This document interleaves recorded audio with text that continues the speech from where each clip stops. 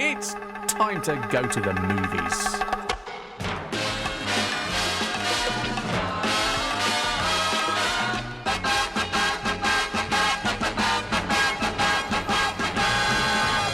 Thursday tea time on the programme means the main man from the Metro newspaper, Radio Times, movie reviewer James Luxford is here. Hi, James. Hi, how are you? Very good. Good to see you. You okay? Yeah, I'm all right, thanks. Good stuff. I'm aware of the three picks you've gone for this week. The first of which, when I saw this come up, I thought straight away, oh, hang on a minute, right? Are they trying to do an Avengers? This is the X-Men and the last instalment of that franchise. Yeah, it's all coming to an close now that Disney have bought the characters, so this is the last time we'll see them in their current incarnation. X-Men Dark Phoenix, the last instalment. As you said, it follows the X-Men as they must stop a member of their team who has become infested with a dark force. Heat signature's rising fast. We gotta get out of here. Where's Jean? Where is she?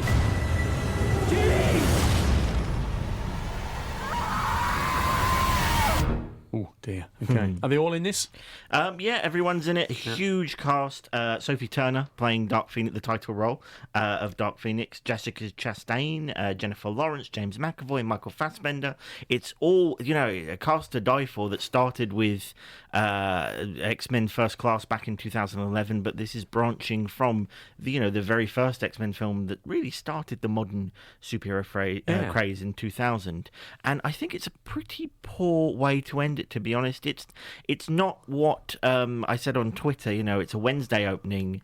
They weren't really showing critics any screenings apart from very, very, very big critics.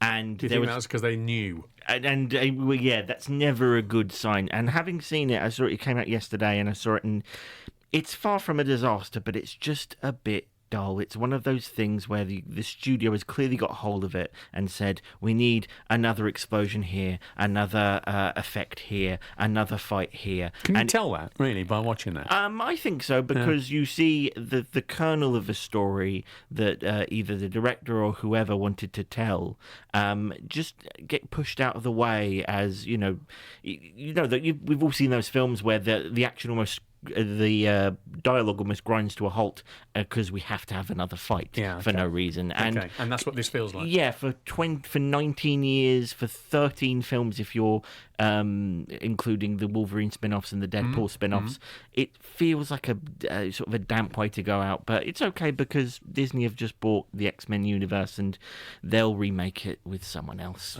in another couple of years, so we'll have another chance. But no sense of, in light of Avengers, that this is kind of a bit of a poor man's alternative. A little really. bit, yeah. I think it's always suffered from the fact that it is outside of the Avengers universe due to rights issues and things like that. Spider-Man had a similar problem in recent years when Andrew Garfield was outside of it, because audiences are used to being crossed over, and while there's a lot of people in the X-Men universe, they're sort of outside of it, and Marvel's the marquee brand, or Disney/Marvel is the marquee brand, and anyone else is kind of gunning for second place.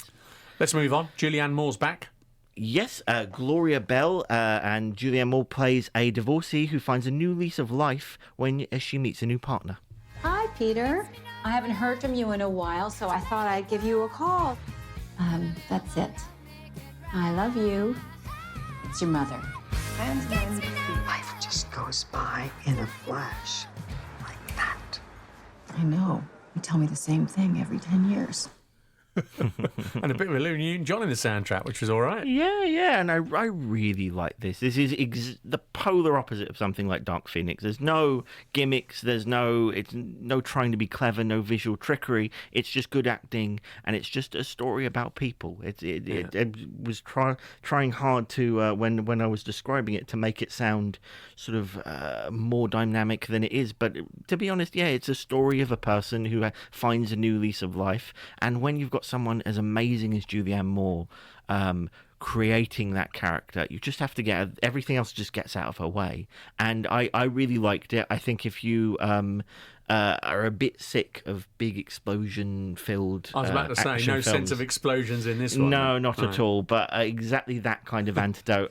The director of this made a movie called A Fantastic Woman a couple of years ago, which won an Oscar, which I absolutely loved, and I think he's done almost as good a film this time around. Good stuff. All right, let's get on to your home entertainment pick for the weekend. This is something you might get on your Netflix or on DVD for the weekend. What are you going for?